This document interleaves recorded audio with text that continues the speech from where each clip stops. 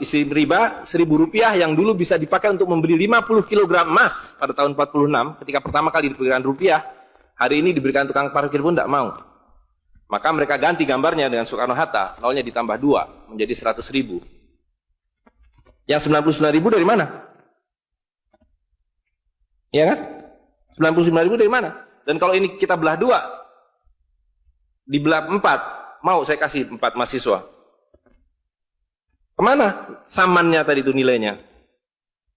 Ya, ini seperti sihirnya Fir'aun yang menjadikan tali sebagai ular. Nah, orang Amerika bilang, pedagang Amerika, saya juga punya kertas sendiri, namanya greenback. Tapi kertas saya punya 10.000 kali lipat dari kertas saudara. Jadi kalau Bapak Ibu sekalian, adik-adik pergi ke Washington sana, ke New York, bawa uang 100.000. Belum tentu mahasiswa punya uang 100.000 kan?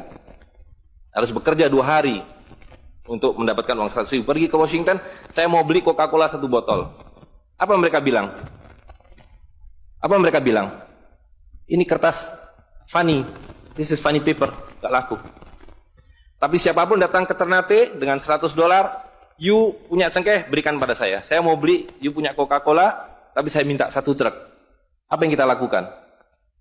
Kita berikan Coca-Cola 1 truk, karena mereka bilang, mereka bisa yakinkan kita, selembar kertas mereka 10.000 kali lipat dari lembar kertas kita. Dan mereka bilang, kita punya kertas tidak laku, mereka punya kertas laku di seluruh dunia. Betul nggak? Dengan cara itulah seluruh cengkeh Ternate habis. Pala Ternate habis. Seluruh kekayaan Ternate habis, hanya diganti dengan byte komputer. Dengan cara itulah kemiskinan dan pemiskinan dilakukan oleh para bankir. Jadi banking is crime. And bankers are the criminal. Dengan sihir ini. Ya.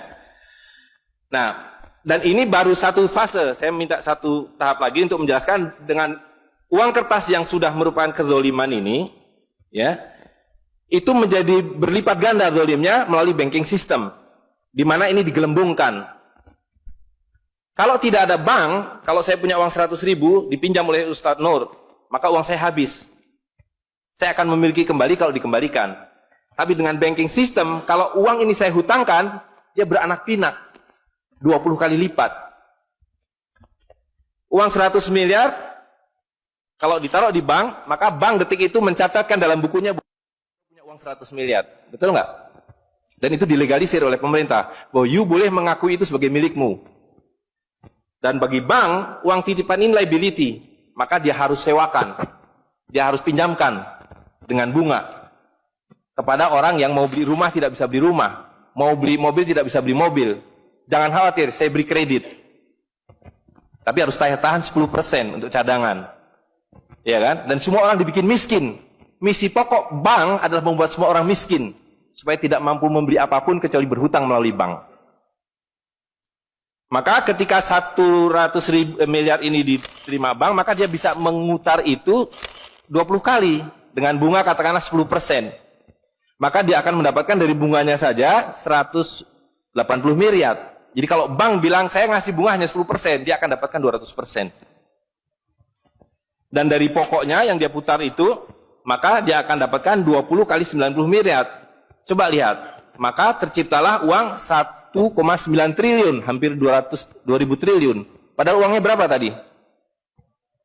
200 miliar. Yang 1,8 triliun dari mana? Angin, sihir. Tidak ada. Itu sebabnya setiap bank dijaga oleh satpam. Supaya mengesankan bahwa di bank ada uang. Tidak ada uang di bank. Itu kenapa setiap pegawai bank pakai jas, pakai dasi. Supaya orang yakin bahwa uangnya dijaga dengan baik. Karena di situ tidak ada uang. Dan itu sepenuhnya pengelabuan. Jadi bank itu adalah arisan berantai. Kalau kita datang mengambil uang, tapi orang bisa bilang, tapi kalau saya ngambil uang di bank kok ada? Uang siapa yang diberikan? Uang Anda sudah nggak ada. Jadi orang percaya bahwa bank adalah tempat yang paling aman menyimpan uang. Bank adalah tempat paling tidak aman menyimpan uang. Belum Anda keluar dari pintu bank, uang Anda sudah nggak ada. Membuktikannya gampang. Datang pada hari yang sama, minta saya mau ambil uang saya hari ini. Potong telinga saya kalau Anda dapat uang, kecuali 10% dari nasabah. Bisa dipahami? Ya, uangnya tidak ada. Itu. Nah, tapi yang perlu dipahami adalah akibatnya. Kalau kita tadi punya uang 100.000, di sini ada satu handphone, maka berapa harga handphone ini? Ceteris paribus kata ekonom. Maka harga handphone ini ada 100.000, ya kan? Tapi ketika ini digelembungkan menjadi 2 juta, sementara sumber daya alamnya tetap, berapa harga handphone ini? Menjadi 2 juta. Dan itu mereka bilang inflasi. Jadi inflasi adalah kebohongan. Lihat ya, dulu ketika Republik Indonesia didirikan, uang yang pertama dicetak adalah 1 sen, paling besar 100 rupiah. 600 rupiah. Uang 1.000 pernah didesain tapi tidak dicetak karena terlalu besar. Karena dengan 1.000 Anda sudah dapat beli emas setengah kilo. Pada waktu itu 1 gram emas hanya 2 rupiah. Dan mereka berjanji, jangan khawatir, setiap rupiah saya jamin dengan 1,5 gram emas. Sampai sekarang itu berlaku Undang-Undang tahun 46. Nah tapi lihat, karena uang kertas itu sihir, dicetak makin banyak, nilainya merosot. Bebeknya mah tetap, cengkehnya tetap, palanya tetap, tapi nilai uang yang merosot. Maka mulai tahun 52, ini pertama kali by the way, ini Bank Indonesia baru muncul tahun 52. Bank Sentral Republik Indonesia itu bukan Bank Indonesia, dulu namanya BNI 46. Tapi Belanda tidak mau. You mau merdeka, you mesti nurut saya. Hentikan BNI 46, ganti dengan bank saya, The Jeffers Bank, menjadi Bank Indonesia. Dan hentikan uang Republik Indonesia, ganti dengan uang saya, Guilders, yang kemudian berubah menjadi uang Bank Indonesia. Oke? Nah, begitu muncul tahun 52, rupiah sudah mulai tidak laku. Dibikinlah uang 1.000 rupiah. Ringkas cerita, tahun 57, uang 1.000 sudah mulai tidak laku. Dibuatlah 2.500 rupiah. Dibuatlah uang 5.000, pertama kali muncul 64, uang 10.000 rupiah. Pak Karno bilang kita sudah terlalu miskin. Maka uang 1.000 digunduli menjadi 1 rupiah yang disebut centering. Tapi tidak lama kemudian muncul lagi. Karena uang kertas adalah penipuan. Worthless. No value. Ringkas cerita, Pak Harto dibilang berhasil dalam pembangunan, dia bikin uang 50.000 rupiah. Dengan gambar Pak Harto dan kapal terbangnya. Tapi inilah ilusi yang lain. Inilah sihir yang lain. Semakin besar uang Anda bukan semakin kaya. Semakin uang besar Anda berarti semakin miskin. Bisa diikuti? Maka ketika terjadi krismon, rupiah makin tidak laku, harus dibikin uang 100.000. Dan sekarang uang 100.000 sudah mulai tidak laku. Ibu-ibu sudah komplain kalau pergi ke pasar dengan 100.000. Betul nggak, Bu? Sudah tidak bisa beli apa-apa ini. Maka mereka dua pilihannya. Pilihan pertama adalah mereka akan mencetak uang 200.000, 500.000. Tapi tidak mungkin. Komputer sudah nggak bisa menghitung. Kalkulator nggak bisa menghitung. Hang. Terlalu banyak nolnya. Pilihan kedua adalah digunduli nolnya. Redenominasi. Jadi redenominasi itu bukan untuk mengatasi inflasi, tapi untuk menutupi inflasi. Jadi itu adalah pengelabuan di atas pengelabuan, di atas pengelabuan, di atas pengelabuan. Gitu. Ya. Jadi secara real, uang 100.000 ini dulu ketika Pak Harto masih berkuasa, menjelang jatuh itu, kalau dibelikan telur, dapat 50 kilo. Masih ada yang ingat gak, Bu? Kalau ibu-ibu ingat pasti. 1 kilo telur harganya 2.000 rupiah. Begitu Pak Harto jatuh, dibilang ini gara-gara krismon, uangnya sama. Walaupun ini belum ada waktu itu, karena ini masih 50.000 aja udah besar waktu itu. Uang yang sama dengan telur yang sama, tiba-tiba dibawa ke pasar, saya mau beli telur. Bu, hari ini tidak dapat 50 kilo lagi. Hari ini cuma dapat 13 kilo. Karena daya belinya, telur sekarang 7.500. Dan hari ini, kalau di pasar Ternate berapa, Bu, harga telur sekilo? Hari ini. Di Jakarta 20.000. Dan telurnya sama. 1 kilo itu isinya 16 butir, 17 butir, 18 butir. Uangnya sama. Tapi hari ini kalau dibelikan telur hanya dapat 5 kilo. Kemana yang 45 kilo? Itu yang mereka rampok. Itu yang mereka rampok. Dengan melalui apa yang mereka sebut inflasi. Tapi sebenarnya dengan cara penggelembungan uang. Kertas yang terus-menerus nilai. Nah, satu lagi Pak ya, saya minta ini karena ini penting sekali. Ini penting sekali. Nah, sistem zalim ini kemudian difikskan dalam satu sistem politik yang disebut nation state pada level global, kan judulnya kan globalisasi uang. Jadi negara bangsa itu diciptakan oleh para bankir pada abad ke-20. Jadi waktu Indonesia merdeka, Singapura merdeka, Malaysia merdeka, Afrika merdeka, itu bukan kemerdekaan spontan, tapi didesain. Didesain karena kalau dulu mereka mau merampas cengkeh orang Ternate, mau merampas kepala orang Ternate, dia harus bawa serdadu ke sini. Dia harus ambil cengkeh dan palanya. Repot kan? Maka dengan menciptakan uang kertas, mereka tetap bisa mengambil cengkeh orang Ternate, mengambil pala orang Ternate tanpa harus kirim serdadu di sini. Dan karena itu saya kasih merdeka. Tapi satu mesti bikin bank sentral, kedua pakai uang kertas. Supaya saya tetap bisa membeli 1 barel minyak Anda dengan harga 4 sen dolar. Karena mencetak uang ini biayanya hanya 4 sen, 500 rupiah. Ya, jadi berapapun harta yang kita punya bisa dibeli dengan cara itu. Nah, lalu tadi saya sudah ceritakan uang kertas itu dimunculkan bersamaan dengan konsep negara nasional plus hutang negara. You boleh merdeka tapi you miskin. Rakyat penyakitan, rakyatmu bodoh. Tapi jangan khawatir, saya punya uang. Sekolahkan rakyatmu, bikin pembangunan, saya kasih hutang. Ya kan? Nah, jadi tugas pemerintah itu, republik, adalah satu, mengambil hutang dari bank, menghabiskan utang itu melalui apa yang disebut APBN. Lalu dulu mereka tanya, jadi bagaimana saya membuat APBN? Jangan khawatir, sekolahkan anak-anak pintar kamu ke Berkeley, ke Chicago, ke Harvard. Mereka dididik untuk membuat pembangunan. Lalu dikasih paket hutang, dan diajari, kalau nggak bisa, kirim konsultan seperti John Perkins dan sejenisnya. Lalu ada satu pertanyaan, bagaimana kami membayar hutang kami kalau begitu? Mereka bilang, you punya 200 juta rakyat, pajaki rakyat kalian. Pajaki rakyat kalian.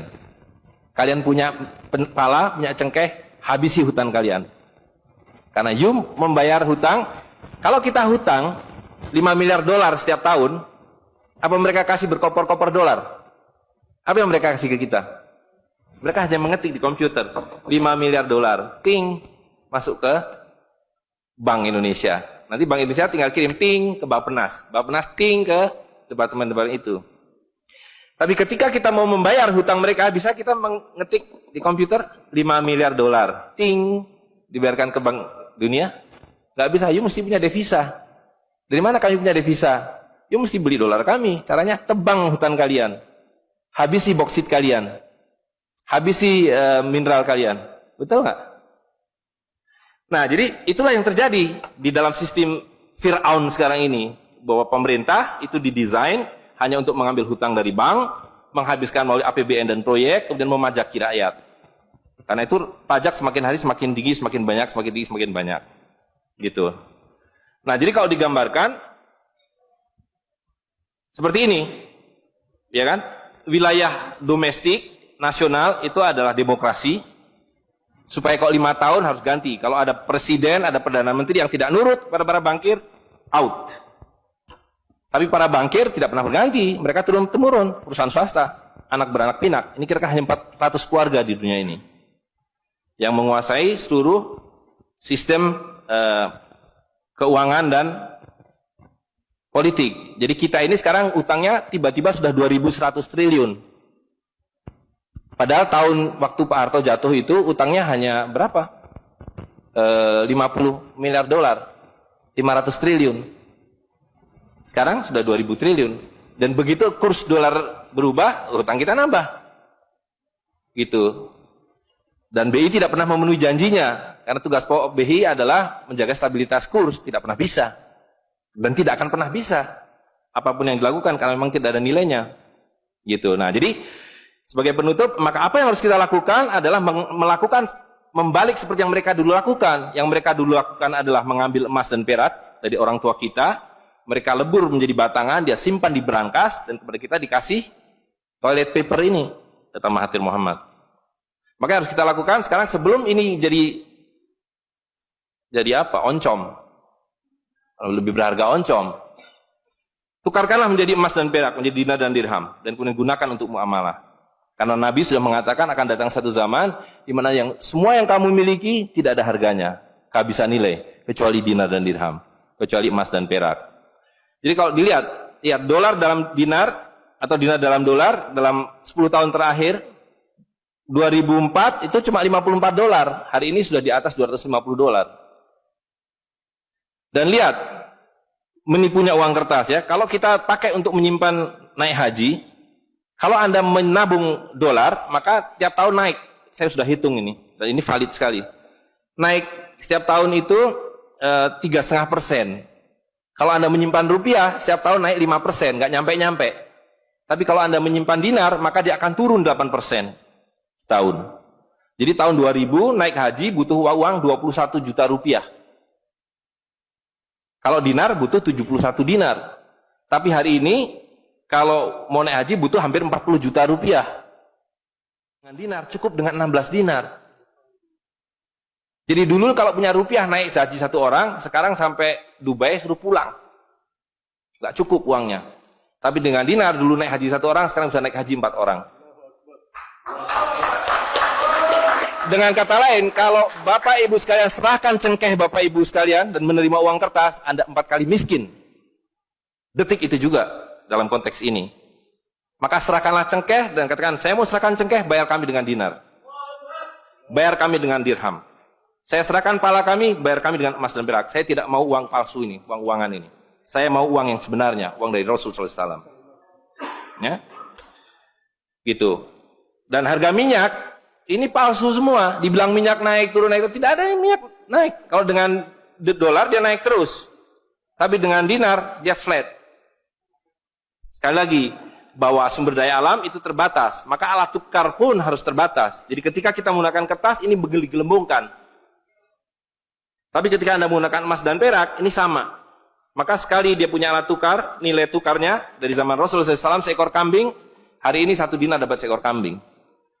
Zaman Nabi dapat seekor ayam 1 dirham, hari ini dapat seekor ayam. Tidak ada yang berubah. Sekali lagi pemiskinan itu adalah dibikin oleh sistem. Dan tadi sudah disampaikan bahwa dari tahun ke tahun, di dalam slide yang sebelumnya dalam penjelasan itu, bahwa dinar dan dirham itu selalu dicetak oleh para sultan. Jadi lihat, ketika para sultan berkuasa, para sultan berikan emas dan perak pada rakyat. Para sultan kemudian disingkirkan, diganti oleh para bankir, emas dan perak mereka ambil, diberikan kertas. Itu yang terjadi dari abad ke-19. Maka alhamdulillah pada hari ini kita melihat bahwa kesultanan sudah kembali dengan dinar dan dirham.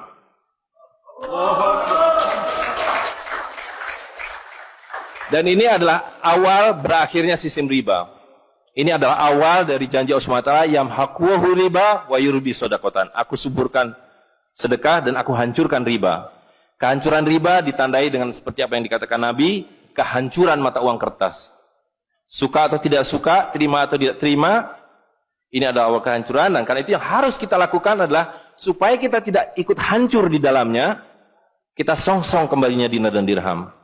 Dan itu berarti kembalinya sultania.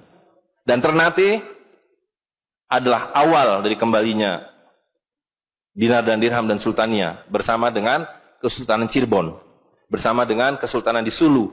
Jadi sekarang sudah ada 3 sultan yang mencetak kembali dinar dan dirham. Dan ini akan mengawali kembalinya dinar dan dirham di seluruh dunia.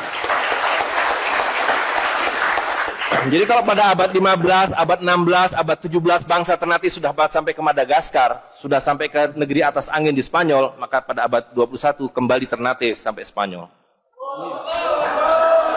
Ternate sudah kembali sampai Afrika Selatan, sudah sampai Eropa melalui dinar dan dirham yang berlaku di seluruh dunia. Orang Amerika tidak bisa mengatakan emas saya 5 kali lipat dari emas saudara, tidak bisa. Emas kami dari Ternate sama harganya dengan emas kalian. You 1 dinar, kami 1 dinar. You 1 dirham, kami 1 dirham. Itulah keadilan. Ya.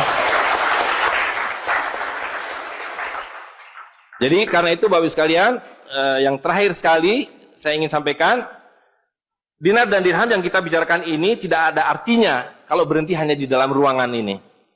Dinar dan dirham harus segera berkemerincing di kota Ternate. Dan Anda semua yang harus memulainya. Tadi 2 orang sudah menyatakan diri sebagai relawan Jawara, jaringan wirausahawan dan pengguna dinar dirham Nusantara. Maka dalam waktu sebentar, insya Allah di Ternate, dari 2 orang ini akan menjadi 2.000 orang yang menggunakan dinar dan dirham. Ya, dari 2.000 akan menjadi 200.000. Seluruh penduduk Ternate menggunakan dinar dan dirham. Dan Kanjeng Sultan dari beberapa waktu yang lalu sudah mulai membagikan zakat dalam dirham. Jadi di Ternate itu sekurangnya sudah ada 1.000 orang memiliki koin dirham yang dibagikan oleh Sultan. Dan itu adalah awal. Ini baru awal dari kembalinya Islam dan berakhirnya kezaliman. Jadi sekali lagi Bapak Ibu sekalian, marilah segera ya ular-ular Fir'aun itu kita akhiri dengan cara yang sangat mudah, yaitu kita mentaati perintah Allah SWT. Allah SWT mengatakan wa halalul bai' wa harramar riba. Aku halalkan berdagang dan aku haramkan riba. Dan uang kertas adalah riba par excellence. Di dalam uang kertas ini ada 2 riba sekaligus. Ya, jadi saya kira itu saja. Saya mohon maaf mengambil waktu agak terlalu banyak, tapi ini penting karena supaya clear semuanya. Ya, karena ini baru pertama kali dibicarakan di Ternate. Demikian, assalamualaikum warahmatullahi wabarakatuh.